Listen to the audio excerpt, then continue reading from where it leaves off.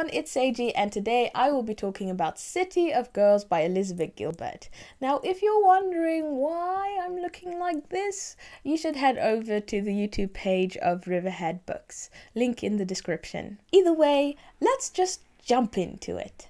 City of Girls is a historical fiction about a 90-something-year-old woman called Vivian. In the book, Vivian tries to recount her life to a woman called Angela, in an attempt to explain what Angela's father meant to her. I loved this story. It was so good and I just enjoyed it so much. The book covers Vivian's life between the 1940s and 70s, but the main focus was on the 40s. At that time, Vivian just became an adult. She was kicked out of college and her parents sent her to her aunt who ran a theatre in New York. To pass the time, Vivian starts sewing and mending the costumes of the performers. And that's how she quickly gets introduced to the fast way of living in the 40s in New York. Vivian came from a family of WASPs, which are white Anglo-Saxon Protestants. It's a social group of typically wealthy and well-connected people, so she grew up quite sheltered.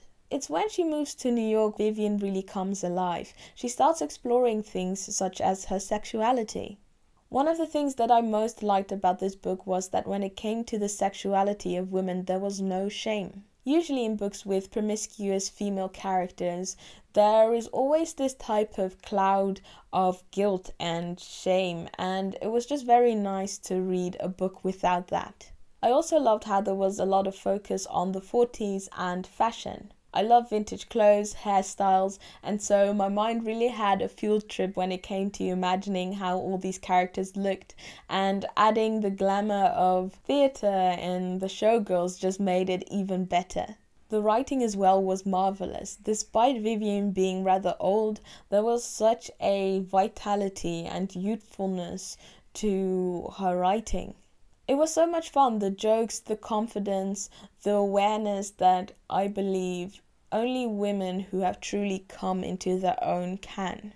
The account was so brutally honest, and that made it so incredibly relatable.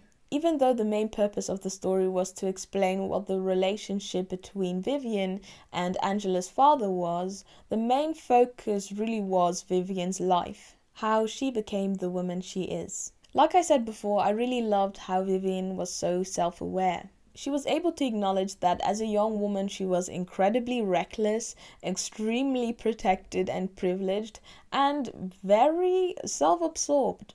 She made a lot of mistakes and some did come with consequences, but it was very nice to see how she learned and grew from them. In an interview, Gilbert said, "For years I wanted to write a book about promiscuous women whose lives are not beset by ruination because of their sexual desire.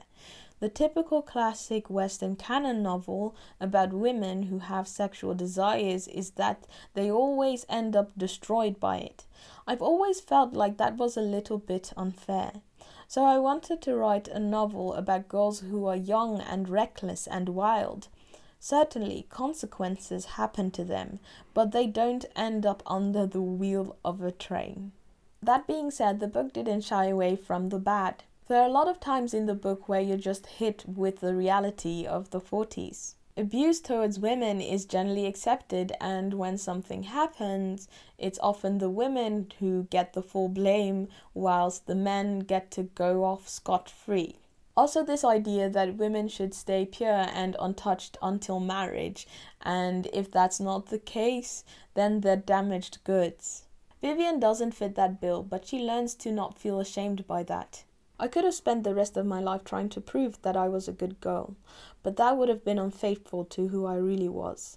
I believed that I was a good person, if not a good girl, but my appetites were what they were. So I gave up on the idea of denying myself what I truly wanted. Then I sought ways to delight myself. As long as I stayed away from married men, I felt that I was doing no harm. Anyway, at some point in a woman's life, she just gets tired of being ashamed all the time. After that, she is free to become whoever she truly is. It were these type of passages that made me feel very empowered. The main female characters were very different, but all of them exuded this strong sense of confidence and authenticity towards themselves and in the way that they expressed their femininity in their own way. And I just loved that so much.